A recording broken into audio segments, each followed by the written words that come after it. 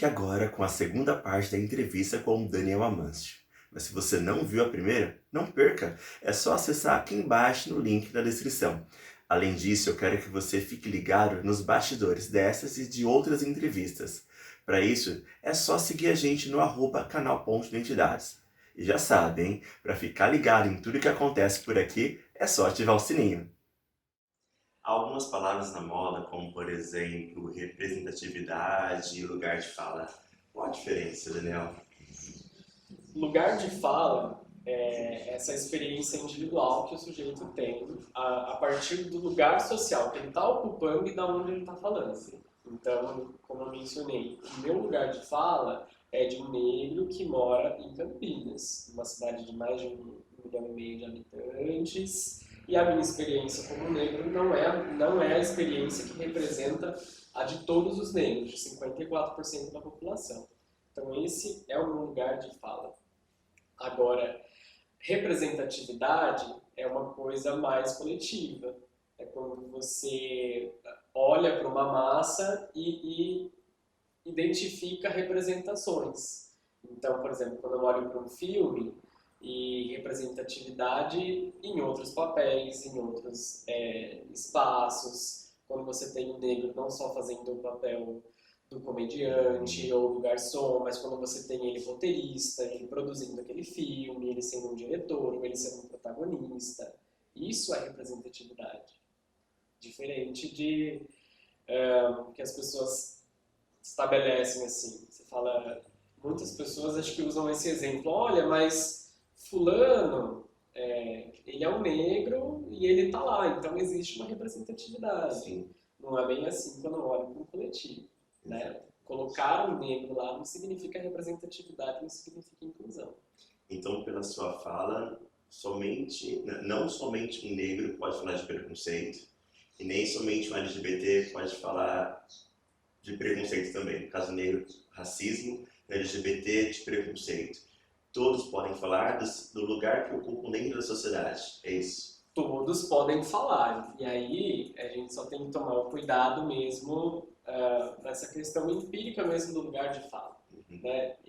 Eu que tenho, por exemplo, o nosso tom de pele, nós somos dois homens negros, mas o nosso tom de pele é um tanto diferente. Então, eu não posso falar, enquanto negro, de repente, de uma experiência que você vai viver por ter uma pele mais retinta, entendeu? Então, tem essa diferença. Entendi. Agora, levando a conversa para um outro sentido, mas ainda que dentro do nosso papo. A população trans, ela tem uma dificuldade de inclusão dentro do mercado de trabalho. Né? Com raras exceções, algumas empresas bem parceiras têm visto o transexual como um ser humano que pode trabalhar e ocupar cargos como qualquer outro ser humano dentro do mercado de trabalho. Mais de 90% dos transexuais vão à prostituição. Como é a inserção no mercado de trabalho para o trans? Existe alguns sites de busca de emprego específico para isso? E você pode comentar um pouquinho de por que esse número tão alarmante, 90%, vai à prostituição? Esse é um exemplo de que a gente pode falar sobre preconceitos, embora esse não seja o meu lugar de fala, né? Não sendo uma pessoa trans, uma mulher trans, enfim. Mas a gente busca estudar, principalmente acho que na psicologia, né? O mercado de trabalho para essa população, ele é bastante limitado. E acho que a gente tem que fazer alguma separação também, porque existe uma população trans que se descobre, né, ao longo da vida, então ela vive como cisgênero, passa por pelo processo de entendimento do próprio corpo e depois essa pessoa se identifica. Diferente de uma experiência, por exemplo, de uma mulher travesti. Né? Uma mulher travesti, a experiência dela geralmente acontece muito mais cedo de transição, então as mudanças que ela deseja fazer no corpo. E é uma figura, acho que muito mais marginalizada, né? Muito mais colocada e reconhecida como uma pessoa de rua, porque geralmente ela já é expulsa de casa, e precisa sobreviver. A gente precisa, né, se alimentar, comer, precisa de segurança. Então, quando a gente fala 90%, de fato é 90% que acaba tendo esse destino e não como opção, mas como destino mesmo. Né? Não é uma coisa que elas escolhem porque gostam daquele trabalho, é aquilo que elas sempre sonharam em fazer. A sociedade as joga para aquele lugar. E as pessoas trans que passam pelo processo de transição, geralmente elas levam talvez um tempo maior ou conseguem às vezes frequentar uma escola e às vezes ao longo da vida, no meio da vida, passar pelo processo de transição. O que não é via de regra, tá? Hoje a gente já enxerga isso acontecendo cada vez mais cedo, um olhar também até da medicina, identificando crianças trans, mas tem essa diferença. Então, projetos. Hoje, 2019, a gente começa a olhar um pouco mais para o mercado de trabalho inclusivo. Então, a gente já tem alguns mercados parceiros, algumas empresas maiores, principalmente, que você vai lidar com o grande público, então você começa a trabalhar com diversidade, reservando vagas para pessoas trans, mas ainda é muito baixo. Não dá para a gente falar no mercado de trabalho, possibilidades.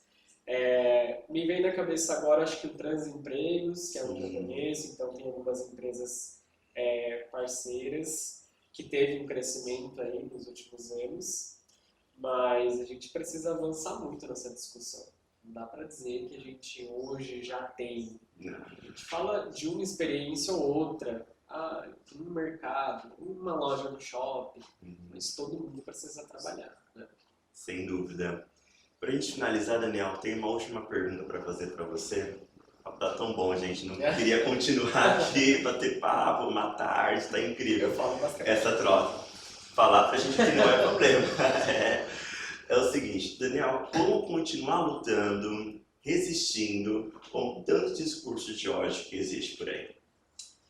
Continuar lutando. Eu acho que primeiro a gente precisa entender a nossa razão por lutar. E isso exige um esforço de cada um, de entender o que são todas essas discussões, de entender o nosso contexto social, de entender sobre a violência de Estado. Esse é o primeiro passo, senão não tem um motivo para lutar, para resistir, para falar, para conversar com as pessoas. E tendo essa consciência, esse primeiro passo, você cuidar da sua saúde mental e você buscar movimentos que abraçam essas causas, que dialogam com isso.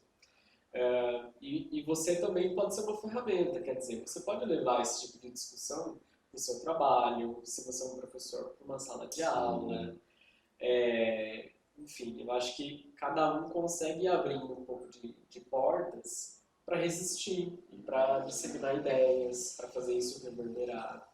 Eu diria isso para as pessoas. E disse muito bem.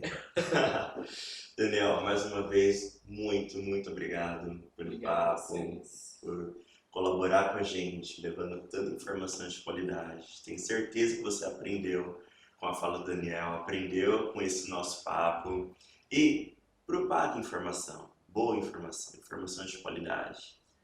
Obrigado. Obrigado. Segue a gente nas redes sociais, ativa o sininho. Galera, até a próxima. Tchau, até mais.